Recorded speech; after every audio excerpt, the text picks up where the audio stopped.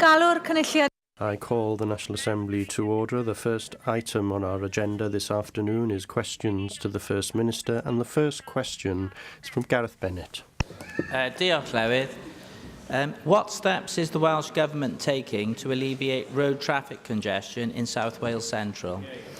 Well, sustainably improving infrastructure and transport links, reducing journey times and increasing transport choice, and focusing on the safety and reliability of the road network are priorities for this government. I thank the First Minister for his answer.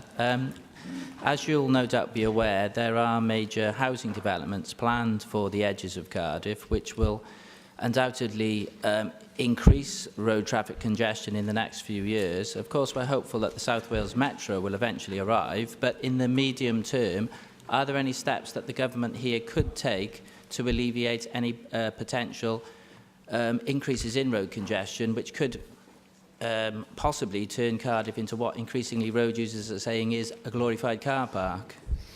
Well, it's a matter, of course, for the local authority to ensure that when there is a development, that Section 106 is used to its fullest extent, that the community infrastructure levy can be used in order to make sure that infrastructure can be provided where there is development. And I'd expect any local authority in Wales to be able to do that. And of course, the Metro in time will be able to extend its reach to parts of the city and indeed beyond, where there is no heavy rail link and where light rail, for example, would make perfect sense in terms of moving people around.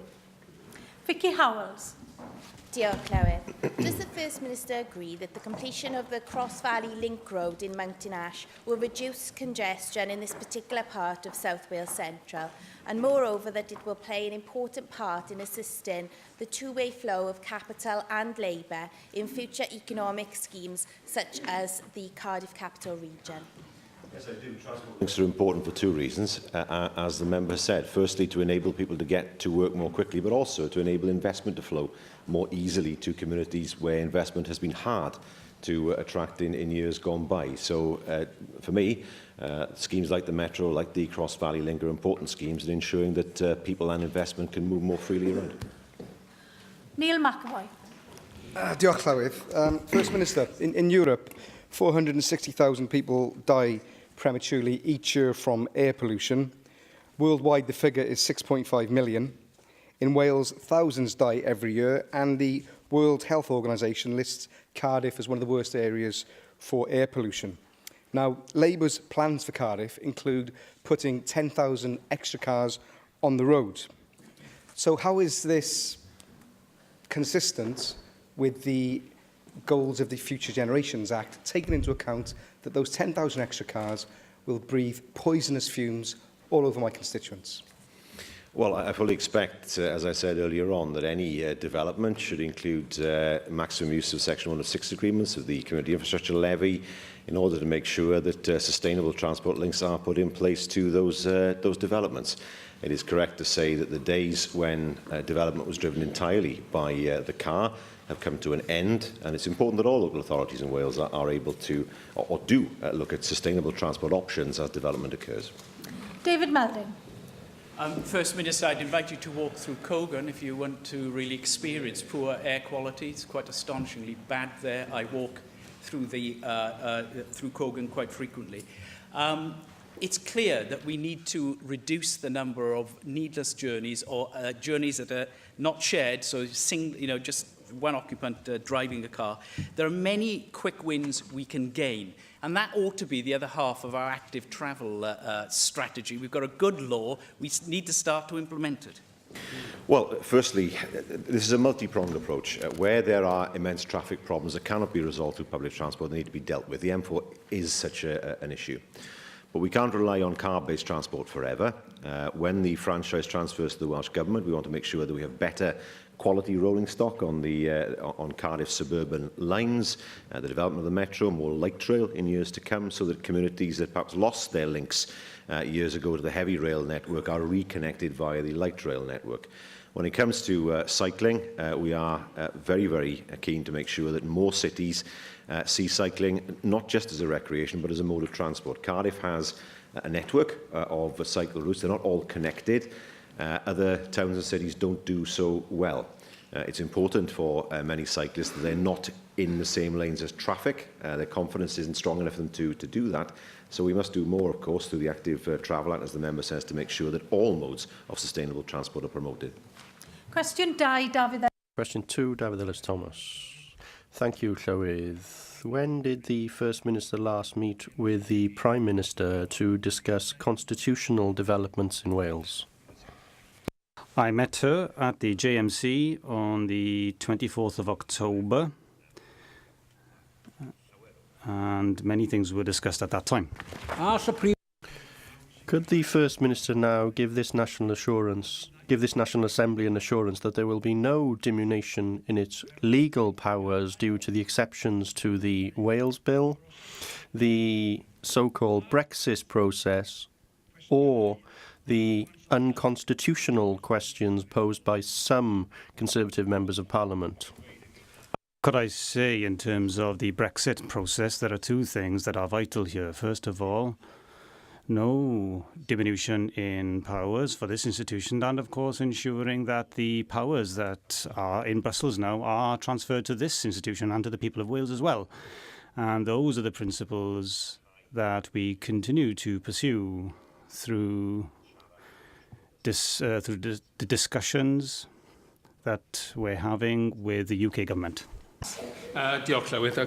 Thank you, Llywydd, and may I ask, by thanking the First Minister for continuing his negotiations between his party and Plaid Cymru on the constitutional future of Wales, and specifically for the meeting that we had yesterday, and I look forward, of course, to seeing the amendments to the Wales Bill in the House of Lords in order to secure these processes. But I would like to raise another issue with him today, an issue related to another Parliament. The presiding officer of the Catalonian Parliament is facing a court case in Spain for allowing a debate on the constitutional future of Catalonia. That is to say, they're allowing a debate in the Catalonian Parliament on independence. Now, we all know that Spain is very sensitive on the issue of independence, but in a democratic nation, as we have seen in Scotland, as we see here in Wales, then a debate on the future of a nation is crucially important to demonstrate that a nation can move forward step by step together on that process. Can you therefore raise these issues with the Westminster government, expressing concern that the Speaker of a Parliament is facing a court case for allowing a debate in that Parliament? Well, could I consider that in more detail? And I'll do that, and I will write to the member with the details. I know that the situation is different in Spain, and when I went to Catalonia to meet with the Speaker of Catalonia at the time, one of the questions that was asked to me in the press conference was whether I had the permission of David Cameron to go to Catalonia. And I said no, and I wouldn't expect to have permission. I wouldn't expect me to ask him for permission either, and that's the context in Catalonia. But could I consider the situation in more detail, and then I'll write back to the member? Cwestiynau nawr gan Questions now from the party leaders. First of all, Leader of the Welsh Conservatives, Andrew R.T. Davies. Officer, First Minister, before I start my questions, could I wish you the compliments of the season and best wishes to your family over the festive period, and best wishes for the new year in particular as well then. Last week we had the really good news about Tata Steel and the announcement of the agreement that seemed to have been reached between the unions and the company. And bear in mind where we were this time last year with 700 job losses announced, and then the devastating news in March that many of us in this chamber engaged with, and right the way through the election process, it was looking rather bleak. It's unimaginable to be in the positive territory we're in at the moment. But there is an important caveat that the deal has to be ratified by the workers around the pension pot and the pension arrangements going forward. Are you confident that that is a deal that should be endorsed by the workers when they're balloted on it? Well, could I first of all reciprocate and wish him the season's greetings as well, of course. He raises an important issue about Tata. Tata would not be in the position that it's in at the moment in Wales if it wasn't for the help that we've given. I'd like to pay tribute to not just the financial help, the £60 million package, but also the hard work put in by officials of the Welsh Government. Many meetings. I've spoken to Tata many times, both here and in Mumbai. And in fairness to Tata, they're a company that listens. They are prepared, if you put up the right case, to listen and to move forward. And last week's announcement illustrated that. It's a matter, of course, for the workforce as to what they do, but if I can put it this way, it is unclear what the future would be. if the deal wasn't accepted. These are difficult times, and I think the emphasis has to be on continuing steel production in Wales, and there will be some difficult decisions around that, I understand. Nevertheless, that has to be the main objective. I do want to push you on this, First Minister, because I do think it's important to get a signal from you of endorsement of that deal.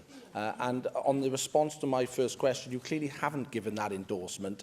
Rightly, you've pointed to the support that Welsh Government have given and the UK Government has given as well, and also the change of direction from the Tata main board of Rian Tata coming back in and assuming the reins at that company. And I think that's an important development in the direction of Tata and the way it looks at steel, because the takeover of Corus was very much his takeover.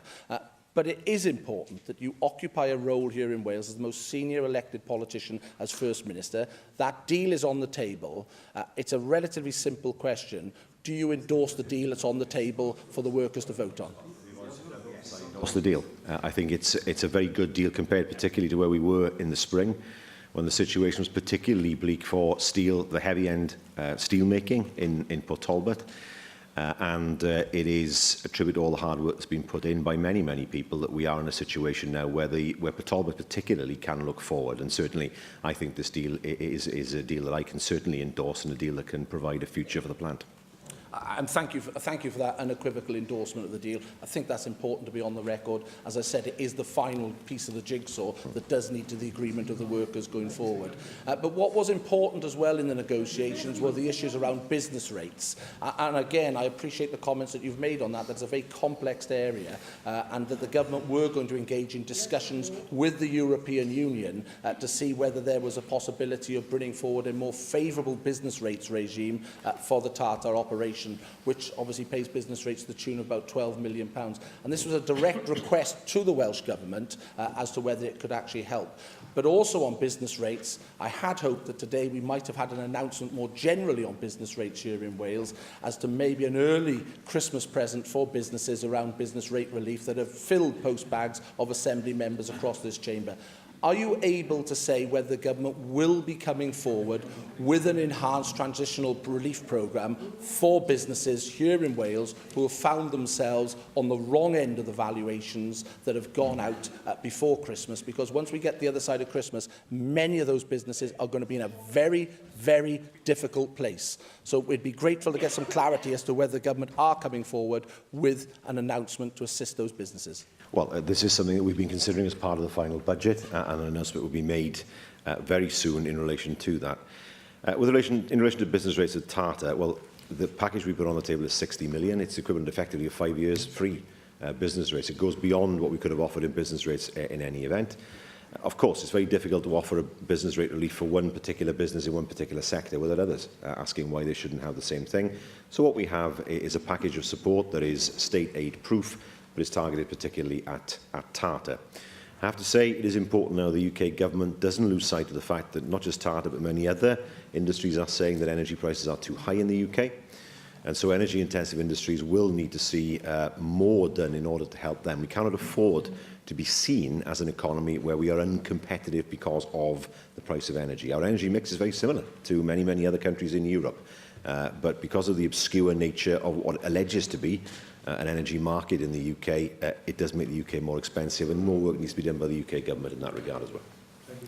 Arweinydd grŵp UKIP. Leader of the UKIP group, Neil Hamilton. End of the year, it's time when we can look back the last 12 months on what we've achieved or not, as the case may be. And I wonder if the First Minister can, in all candour, tell us today what he thinks the greatest failure of his government has been. Would it be in schools, where the PISA results have shown that Wales is ranked worst in the UK yet again? Would it be in the health service, where half our health boards are either in special measures or targeted intervention? Or would it be more widely in poverty in Wales, because having been second from the bottom of the income table of the nations and regions of the United Kingdom when Labour came to power nearly 20 years ago, now we are actually at the bottom of the heap? Well, we have seen household poverty decrease in Wales, actually. We just had the latest figures, the first time in many, many years. We see what happens with social care in England and the crisis that exists there, and we've seen health spending in Wales increase over the years. We've seen the same with education. But he asks me a fair question, and I'll give him a fair answer. What is the greatest failure? The greatest failure, as far as this government is concerned, is to see him opposite me asking questions in this chamber. Well, I'm grateful for the compliment, even though it's only implied. But as regards education, the PISA report says that 21% of students at the age of 15 can't read well enough to participate effectively and productively in life. The 23% can't solve problems routinely faced by adults in their daily lives because they can't count. And this is the fourth set of PISA results in which Wales has performed worse than anywhere else in the United Kingdom. Only Wales and Scotland, Wales and Scotland are the only parts of the UK to have gone backwards in the last decade. Isn't that the real failure of his government? True if you compare the figures over the last 3 years, though we know there are challenges. And I remind the Leader of UKIP what the OECD have said, and that is that Wales is on the right track, that we should stay with what we are doing, that we're going in the right direction and we will see improvements in the future. We're seeing it with GCSE results, we're seeing it with A-level results. What the OECD have said is that they would not be supportive of selective education. I know that's a major policy plank for his party, but OECD don't support that. They see that as making it even more difficult for children from poorer backgrounds to succeed in education. They don't support the policy that he advocates. Well, we'll return to this, no doubt, in due course, but without wishing to spoil the genial asperity of our weekly exchanges, can I compliment him on the style and finesse, the skill and dexterity with which he occasionally answers my questions and more often swerves around them. And to say that after many years in a similar position in politics, he compares very well with all the opponents that I've had across the dispatch box, and I wish him all the best for the next year, and I hope his government is more successful than it has been in the last. He has, through those words, probably undermined my position amongst my own group more than any other over the past few months and years. But I'll take his words at face value and wish him the compliments of the season as well. And of course, I'm sure that all members look forward to us crossing swords in this chamber for many, many months and years to come. Arweinydd Plaid Cymru Leader Leanne Wood. Diolch, Llywydd. First Minister, can you tell us the difference between yourself and your UK Labour Party leader, Jeremy Corbyn, on immigration policy and specifically relating to the question of the free movement of people? Yes, I think I'm closer to her position as Leader of Plaid Cymru actually than any other. She and I said something very similar last week, namely that there should be freedom of movement for work. She made the point, freedom of movement to look for work within a certain amount of time. I think there's merit in that. In fact, it's what the European regulations actually say. If you look at them with the strictest interpretations. I don't believe that she and I are in a very different position when it comes to freedom of movement. Well, it seems to me that there's very little difference between yourself and your own party leader on immigration either, and it's quite heartwarming to see the Labour Party actually united on something for once. But actually you said last week that there is a difference between yourself and your leader, when he said that he would not play the numbers game or fan the flames on immigration. Yet your comments on immigration on the 9th of December suggested that there was a split or major disagreement with your leader, and you made out that you were on a different page to him, that you were somehow tougher on the question of immigration than he is. Now, First Minister, only 2.6% of the entire Welsh population come from other European countries. That's 79,000 people. You know that Wales has a low proportion of EU migrants compared to other parts of the UK. Now, you've interpreted your leader's view on immigration as playing into the hands of UKIP. But by implying there isn't really much of an immigration problem here in Wales, it's you that is dancing to UKIP's tune. You will know, as well as I do, that Welsh communities need to attract and retain people to work hard and to generate tax revenue in this country, that we need workers from overseas in our health service and some sectors of the economy. So why are you making out that we don't? First Minister, can we now move on on from perceptions and have an honest debate about immigration, public services and the economy here in Wales. I'm surprised because, as I said earlier on, she and I have said almost exactly the same thing when it comes to the issue of freedom of movement. What she says is perfectly correct. Of course we're reliant on workers from abroad to fill so many vacancies in the Welsh economy. That said, neither she nor I don't think, can deny that the issue of immigration loomed large in the referendum. It was perception. It was perception rather than reality. That much is true, given the numbers. And so, from my perspective, I don't think we can, I don't believe that we can say that the current system gets the widest support that it should. So we have to look at alternatives. Now, she has made the point, and I've made the point, that there can be a modification of that system where there's a freedom to move to a job, or freedom to look for work in specific circumstances. I think that's reasonable. I think the majority of the people of Wales would think that's reasonable. And I would think they would see that as a system of freedom of movement that they could support. I really don't see there's much between us. First Minister, you should be dealing in realities and not perceptions. You shouldn't be playing along with the myths, okay? Now, we need to have this honest debate on immigration. You shouldn't be implying that we've got a problem when we don't have a problem. There is a migration issue in Wales. We have a problem of emigration. Too many younger and skilled workers are leaving this country, and there's also an imbalance within Wales with jobs and prosperity not spread evenly throughout this country. We've got no problem in attracting people here to retire, and those people remain welcome here. But overall, we are facing a situation where our working age population is set to decrease in the coming years, while the retired population will increase. And as well as impacting upon Welsh communities, the Welsh language, the overall situation simply is not sustainable. That's why Plaid Cymru put forward the policy that we did on higher education during that last election to deal with the problem of emigration. In terms of solutions from Labour, you've offered nothing except to fuel this myth on overseas immigration, internal rows with your Labour leader in order to deflect from your own policy weaknesses. First Minister, instead of pandering to UKIP, when are we going to have a real debate about the real solutions, about the real migration problem here in Wales? Well, I regret the fact the Leader of Plaid Cymru didn't listen to the answers that I was giving her. Answers that I thought were reasonable and not in any way hostile. And now she shouts. The point that I've made is that she and I are not very far away, but she must understand, and I know she understands, that perception is important. And where people believe something to be true, it's hugely important to make sure that they see what the reality is. But that was the problem in the referendum in June. People's perception was stronger, and she's right to say, than the reality of the situation. Now, she and I have both suggested a modification of the current freedom of movement rules. Very close in that regard. I think that there are sensible ways forward here that don't let loose the jackals of racism and don't let loose a system of politics that seeks to blame others for economic ills. Now, she makes the point about the economy. Our employment is very low, lower than England, Scotland and Northern Ireland. It's true to say there are some communities that have moved further ahead than others in terms of economic development. And yet we see towns like Merthyr. Merthyr's doing very well, where there were great difficulties for many, many years after the 1980s. And we know full well that it's important to attract investment into as many communities as possible. That's why, of course, we have Tenneco and General Dynamics in Merthyr, TVR coming to Ebble Vale.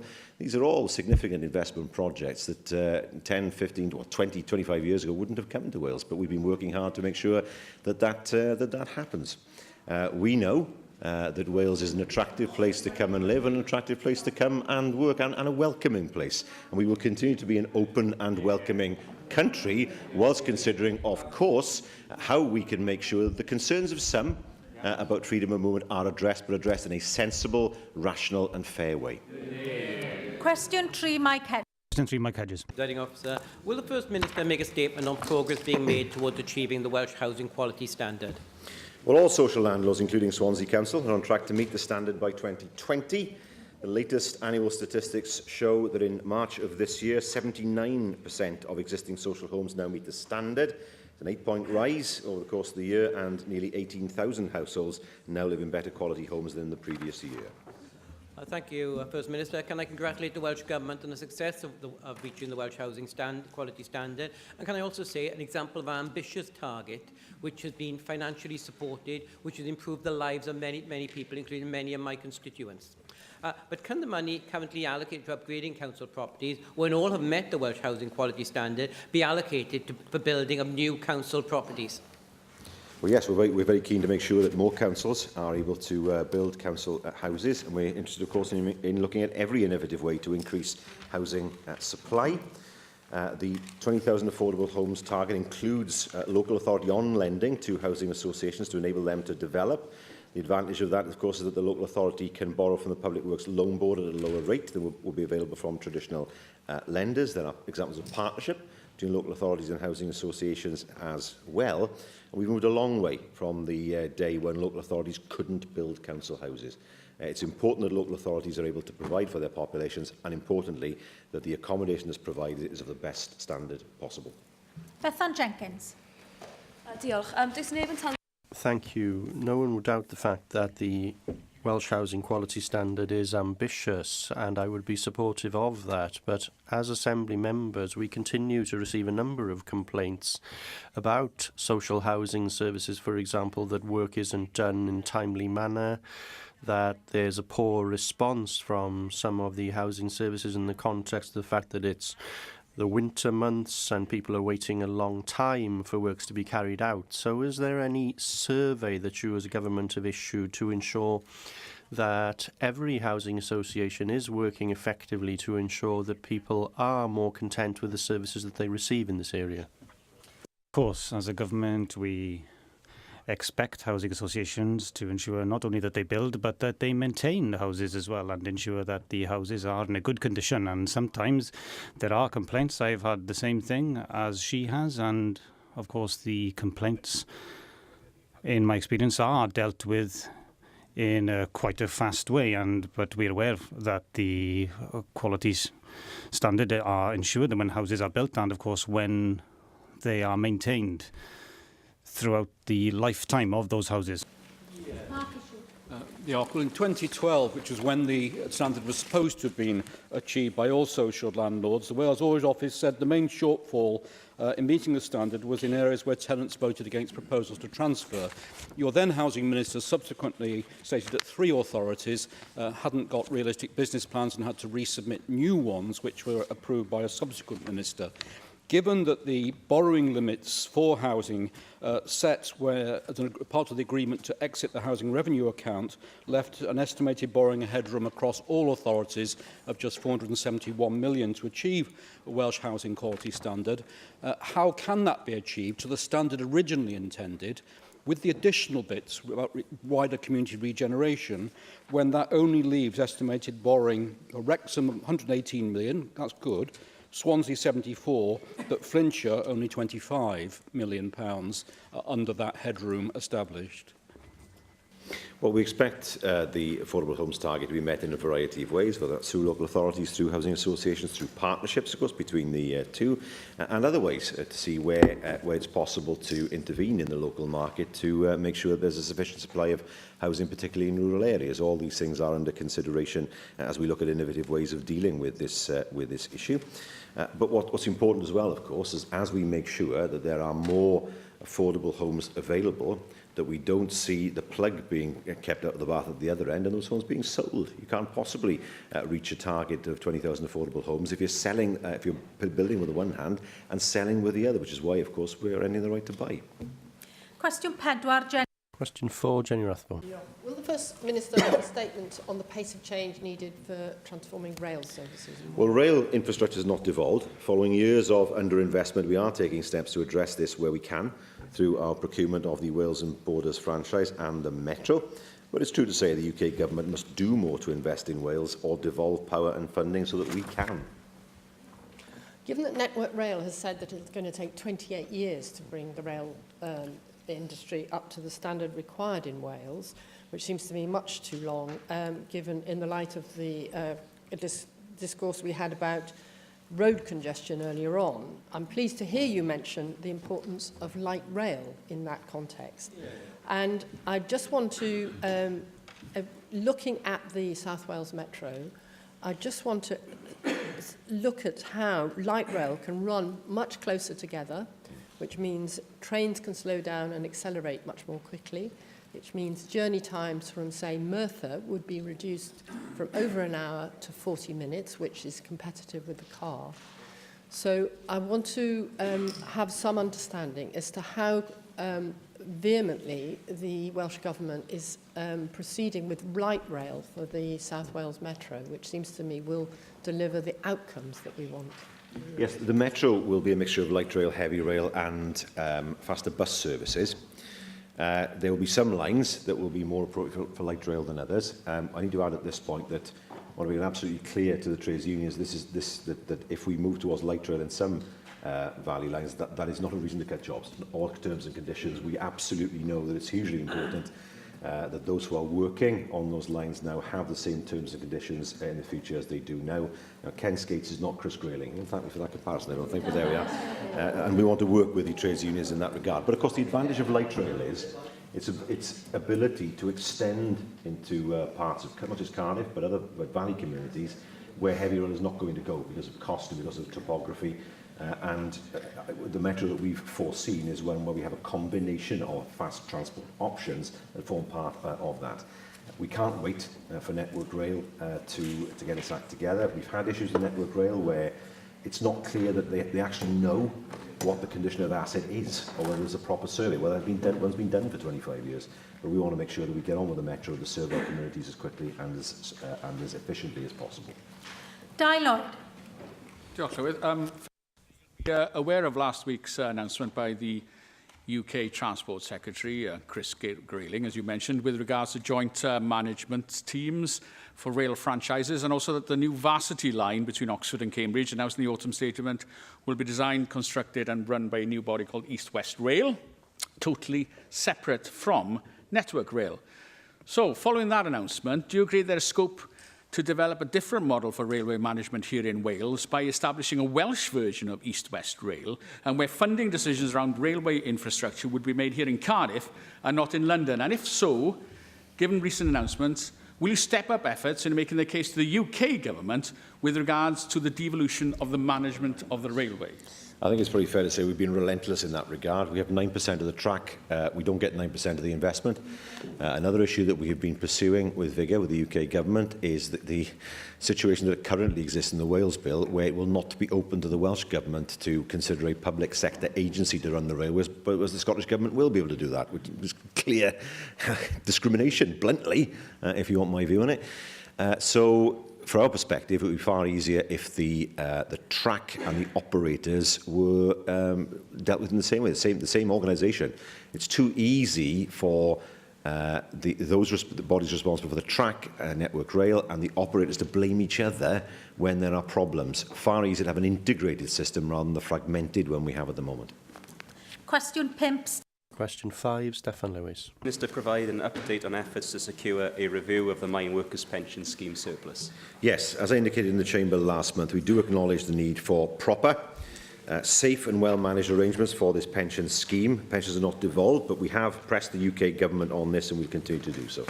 I thank the First Minister for his answer, and it was very pleasing that a few weeks ago the National Assembly unanimously passed a motion calling for a review of the MPS surplus, and also that motion mandated the Welsh Government to build alliances with regional leaders in England and with other devolved governments to put increasing pressure on the UK Government.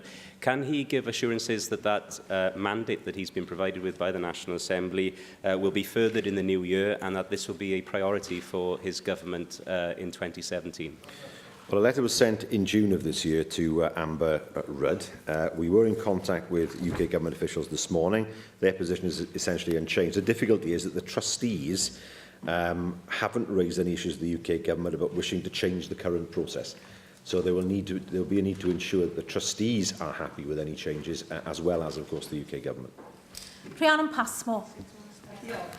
First Minister, the Welsh Government has consistently supported the National Union of Mine Workers' call for the surplus to be put back in the scheme for the benefit of the retired miners and coal industry workers.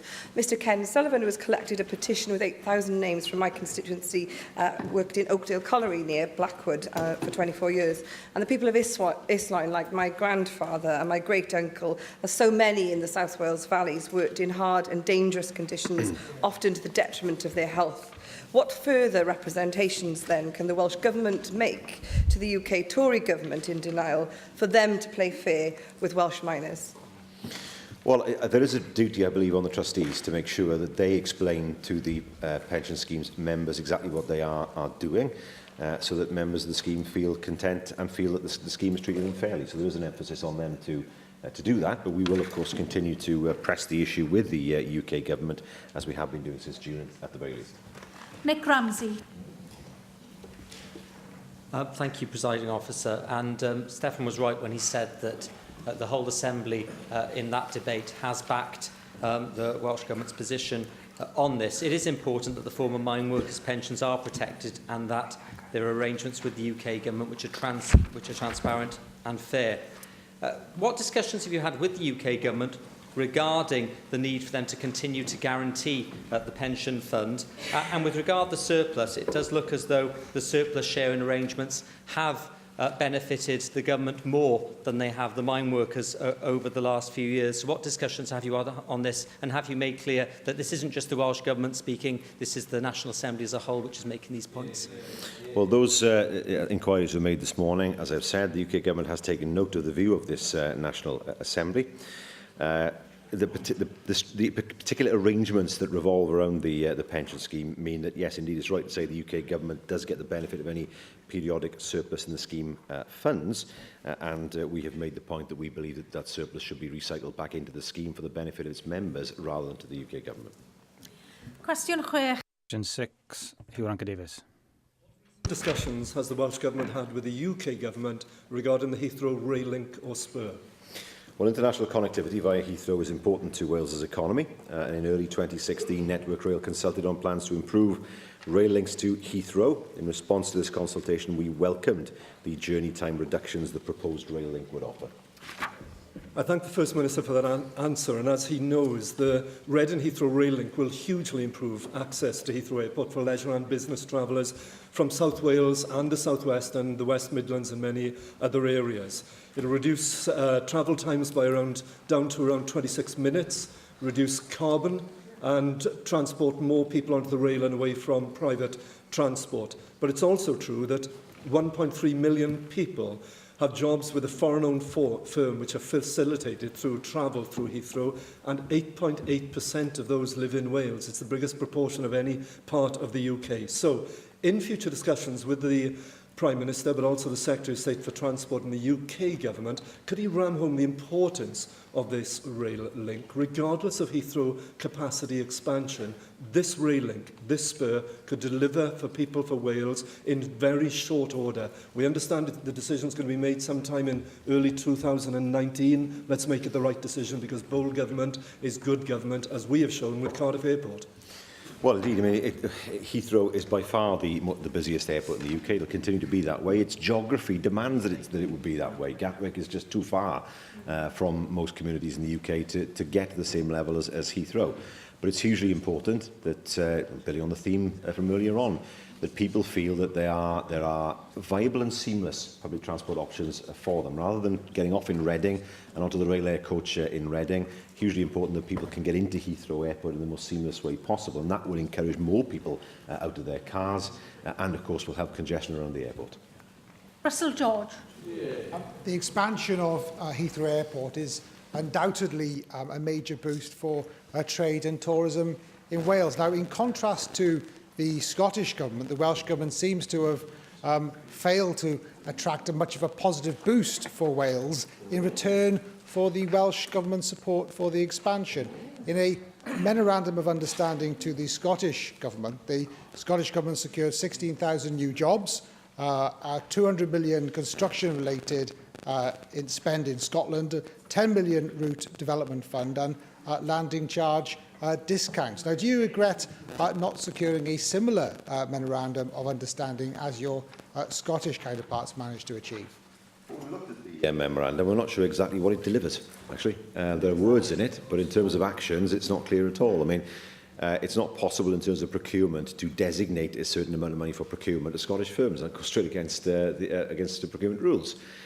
So it's not entirely clear what it means. From our perspective, however, we have been working for some time with Heathrow Airport on reaching agreement on a statement of intent that will look at things like the supply chain, like transport, like aviation and marketing opportunities as well.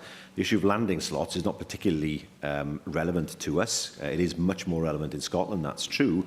But what we're exploring is the opportunity to market Wales better in Heathrow, which emphasising the point, of course, that South Wales in particular is very close to Heathrow Airport and it can be a major gateway for tourism. Question 7, Janet. Question 7, Jonathan Saunders. Will the First Minister make a statement on rheumatology services in Wales?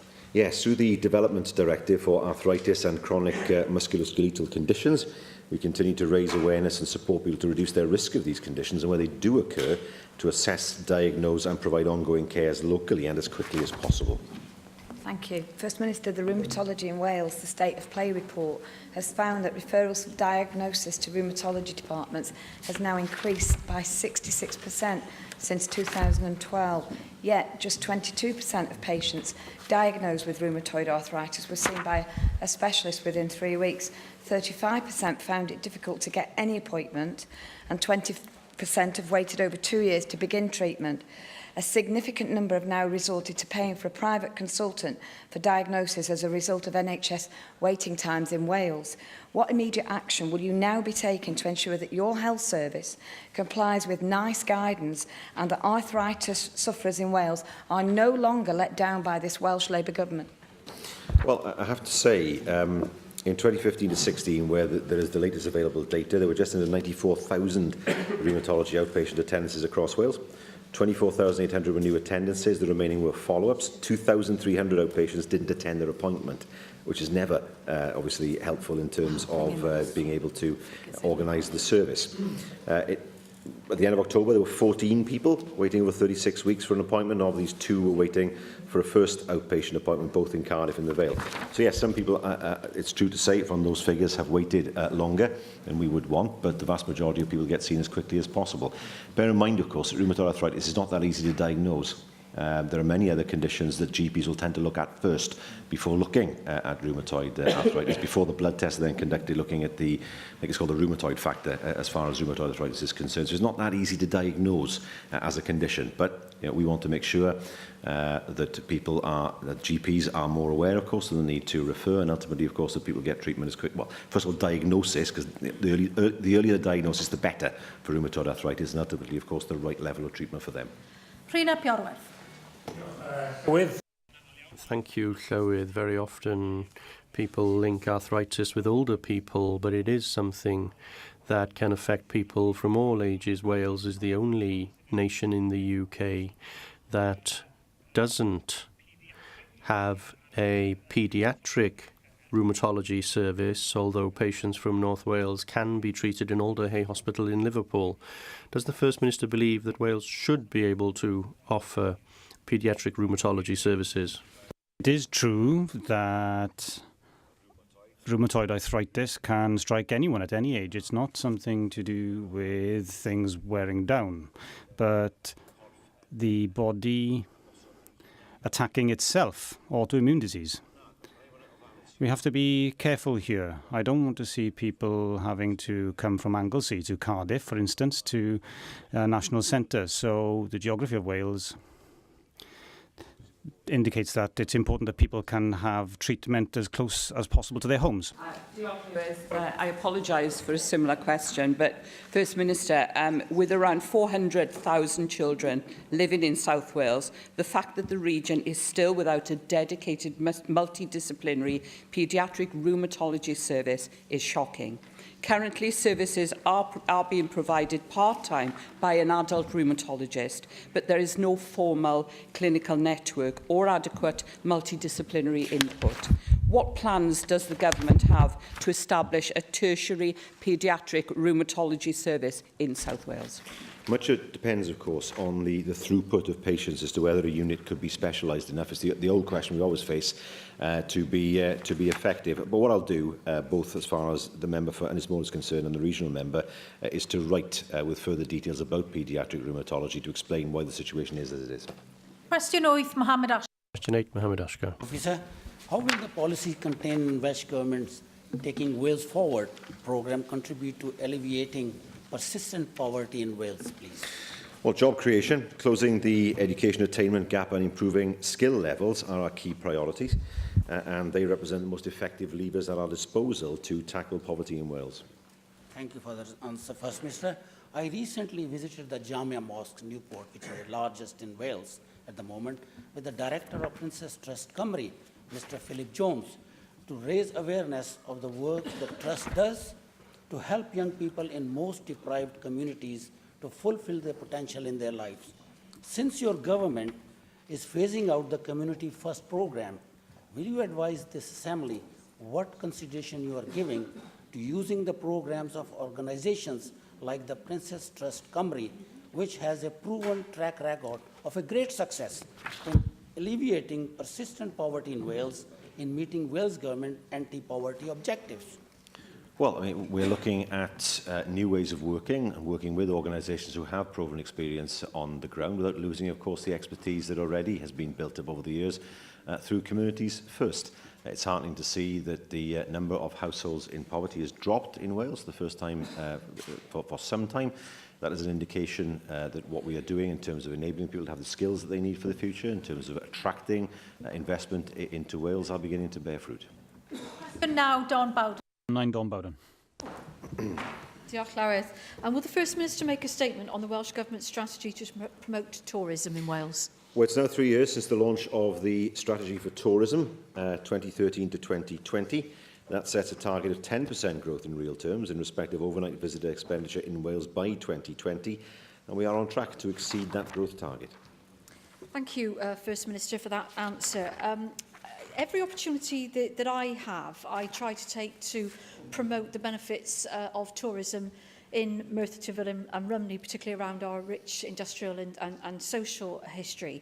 And I've been looking into improving signposting to some of the many attractions that the area has to offer. However, my inquiries have revealed that since August 2013, any tourist destination located further than 10 miles from a motorway or a grade-separated dual carriageway is not eligible for tourism brown signs, signage that predates that that are left unaffected.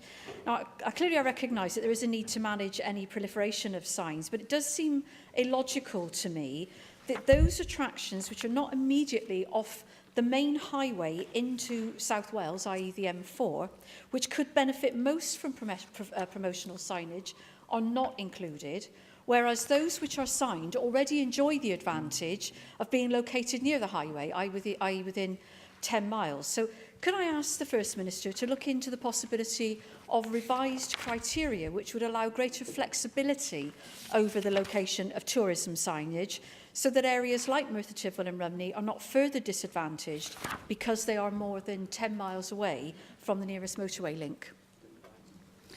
Well, in relation to signing, it's not just the motorways, but trunk roads. For example, destinations up to 6 miles from a single carriageway or 10 miles from a grade-separated dual carriageway or motorway may be eligible for tourism signing. Now, the A470 and the A465 are both trunk roads, and so it's perfectly possible that they are included in the criteria. I can say that we do encourage local authorities, and we'd encourage Merthyr to apply to get signage for tourism attractions, and that offer, of course, is still on.